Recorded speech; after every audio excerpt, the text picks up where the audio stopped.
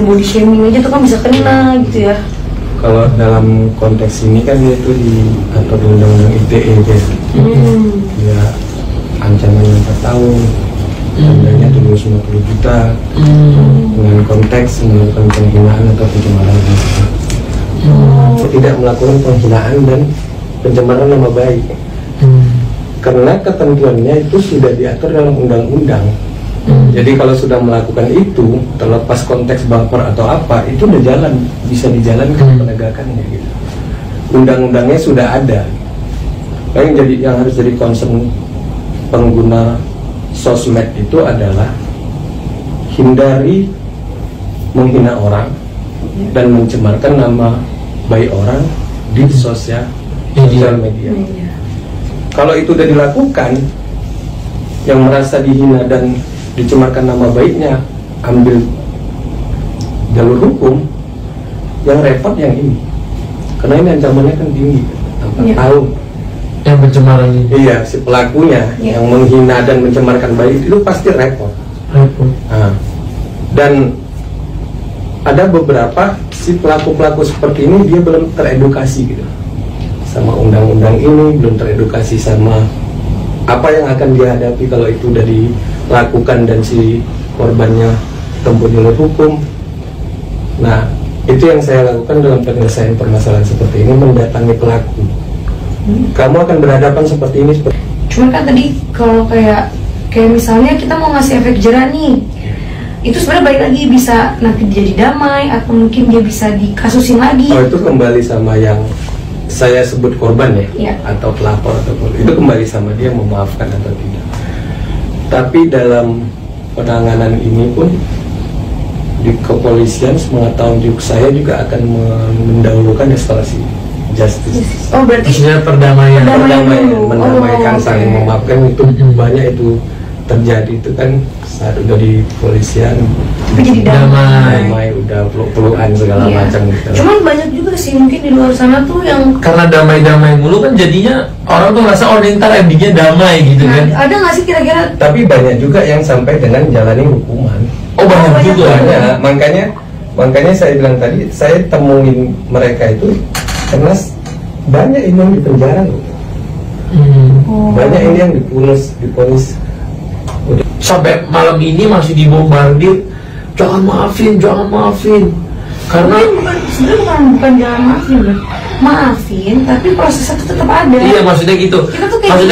Maksudnya maafin tapi jangan berhenti ya, teruskan prosesnya jalan gitu loh. Kalau maafin pasti. Iya. Sama manusia kan kita namanya manusia. Kalau maafin aku udah maafin. Cuma apa ya namanya manusia kita bisa hilaf. Kadang kita nggak sengaja ini orang takut nyakitin kan. Itu kan setiap manusia mah kita manusia pernah gitu pasti pernah melakukan kesalahan. Iya, kalau ya memaafkan itu jauh lebih baik. Itu sebenarnya. Betul. Nah, makanya kembali lagi sama korban yang saya bilang tadi, korban atau pelapor memaafkan atau tidak. Faktanya ada yang tetap proses hukum ponis, ada yang selesai dengan maaf-maafan gitu. Banyak banget yang di-shaming, banyak banget yang menghujat anak bayi itu banyak. Dan bukan hanya baby shaming, mami shaming juga banyak. Ibu yang dihujat sama banyak orang tuh banyak gitu. Makanya aku sempat bikin lagu Berhak Bahagia itu karena membela dua orang ini, baby shaming dan baby shaming. Tapi di sini efek jerah itu kan menurutku ada dua nih. Dengan satu case-nya berlanjut, maksudnya sampai ke LP dan lain-lain gitu ya. Satu lagi efek jerah itu dengan viral itu permintaan maaf gitu, itu mestinya sih menurutku ya itu udah efek jerah juga, betul nggak sih? Kan namanya udah jadi viral di mana-mana. Iya benar, macam yang ini ya, dia udah WA ke saya itu, dia bilang saya udah berat Pak ngadapin ini, saya udah kapok. Saya bilang sama dia ya sudah, ini semua jadi pelajaran. Nah, kalau itu juga tidak jadi efek jerah sama dia, berarti kan yang bermasalah kan orangnya. Tapi perlu diketahui semuanya, permasalahan ini harus jadi efek jerah bagi semua orang. Kenapa? Karena permasalahan ini berhenti karena si pelaku sadar akan apa yang dihadapin dia. ancamannya 4 tahun gitu. Nah, kalau orang di luar sana nanti berpikir dia karena dimaafkan, itu salah. Dia dimaafkan karena dia sudah sadar dan dia benar-benar tahu apa yang dihadapinya dia ke depan. Ancamannya 4 tahun, makanya dia minta maaf. Bukan karena udah dimaafkan nggak ada efek jerah, ya bukan begitu juga. Tapi kalau anak tuh kayak apa ya, harga diri saya juga sih sebagai bapaknya. Anakku akan lihat juga bapaknya nih kayak gimana kan.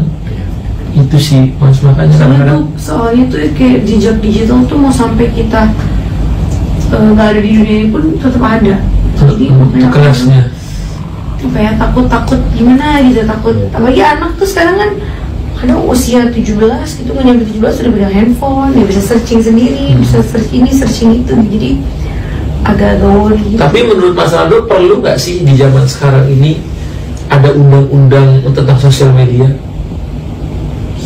Sebenarnya di undang-undang ITE itu udah lengkap ya? Sudah mengatur tentang sosial media. Oke.